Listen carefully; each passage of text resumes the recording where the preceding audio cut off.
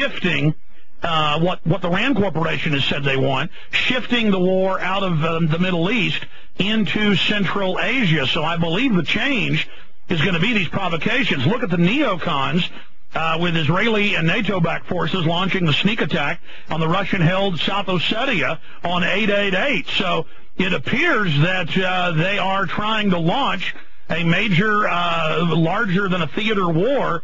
As the Rand Corporation said a month ago, they want a major new war. Yes, indeed, you are right, because this is an old theory, which is geostrategic theory, put out first by Mackinder and then by Mahan, who was an admiral in the U.S. Navy, that this is the rimland. You have to first control the rimland in Asia before you can strike in the heartland of Asia. So this heartland, rimland thing, I think it fits into the story. It fits into the picture that if they have a conflict in the rimland and they can control it, and then it becomes so much easier to go and penetrate into the heartland. But this is really asking too much at a state when America is not in a very healthy economic condition. So I think this is a brinkmanship of the highest order. And if they enlarge the area of conflict in this war against terrorism, and if they prolong the period of conflict, then America will definitely lose. General. Because I know that when you are fighting the irregular fighters, when area of conflict is enlarged, let's say it's extended into the tribal areas of Pakistan, or it is pushed into Kashmir as well, so that China can be monitored and watched quite easily, then the area will become larger, and the U.S. simply does not have the troops, and there is not a moral cause strong enough for the American people to be mobilized behind it. So that's why this is sheer madness to be thinking of such things at this time. So that's why they need proxies like India to destabilize the region for the encirclement of Russia and, of course, China blocking those pipelines. Now, sir, in the time we've got left, you worked with the United States, with Saudi Arabia, with Israel, or at least Pakistan did, fighting the Russian invasion. Of course, if these reports are incorrect, correct me, but you were one of the main commanders helping the Mujahideen. Then you were the head of Pakistani intelligence right at the time that you finally had the victory against the Russians. It is reported here that Al-Qaeda was founded by the new Secretary of Defense Gates and Zbigniew Brzezinski, that they were the Wahhabist fighting corps, and that they are now being used to try to bring down the Pakistani government and to stage attacks inside India. So can you speak with your particular expertise to that, and then also the fact that they're trying to now list you as a terrorist, and then thirdly, did you ever meet Osama bin Laden? Is Osama bin Laden dead many years ago of kidney failure, as Benazir Bhutto said?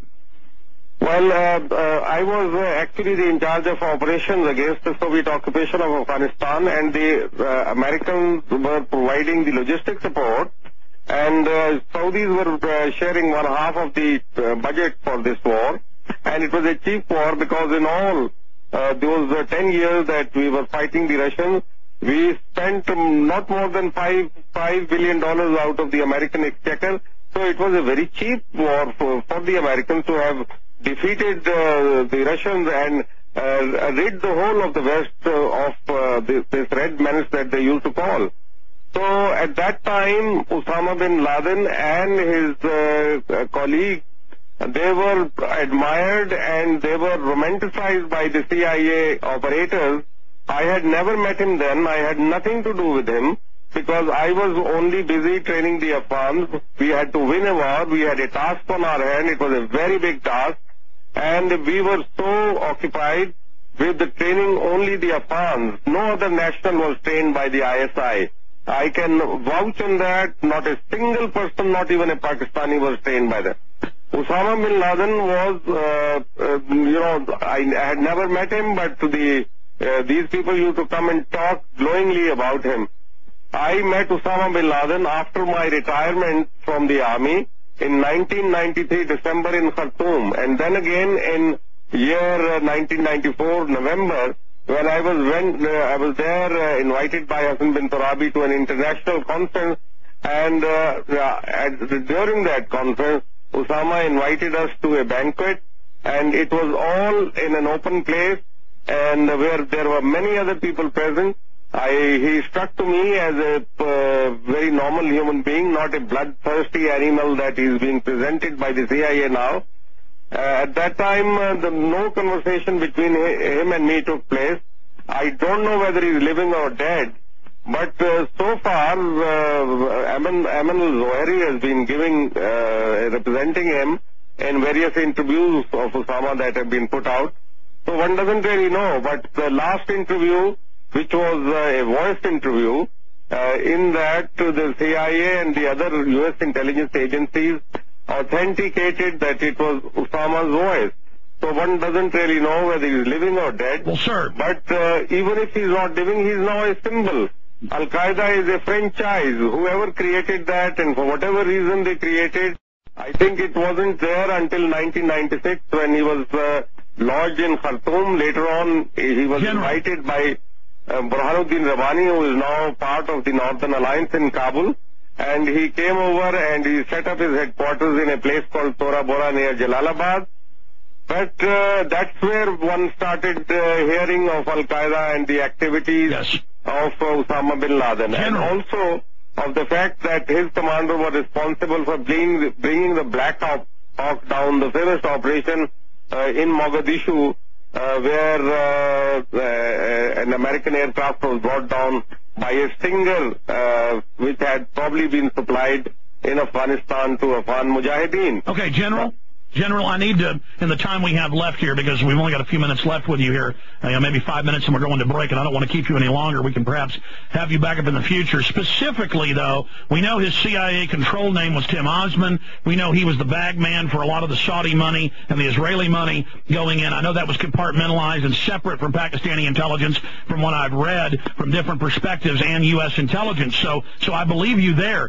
My whole point here is that clearly Al-Qaeda, Al-Qaeda didn't carry out the attacks of 9/11, as you yourself have said. And bin Laden, in his first interview, said that he didn't do it. Then they produced these computer-morphed videos and fake audios that have been checked.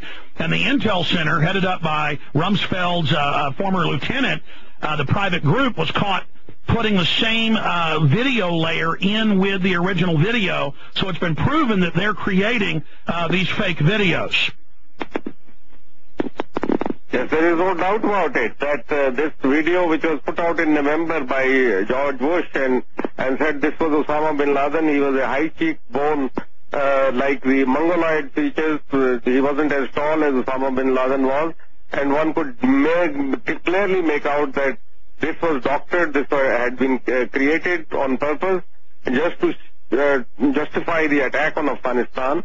I think there are many things which are going wrong or being done on behest of the government by the CIA, which are not correct. The CIA used to be good when they were working with us, but I don't know what happened thereafter. Well, I think it is their overarching ambition, or it is their fear that America would lose its clout, whatever the reason, or it is perhaps the Israeli fear that they are surrounded by a sea of hostile enemies who could, if the Americans don't now, at this point in time, they don't deliver a fatal blow to all their enemies, then Israel, who have a short shelf life, otherwise also because it is an artificial state, that they would probably not exist, or they would have... General, as you know, they have, in the time we have left, they have over 400 nukes.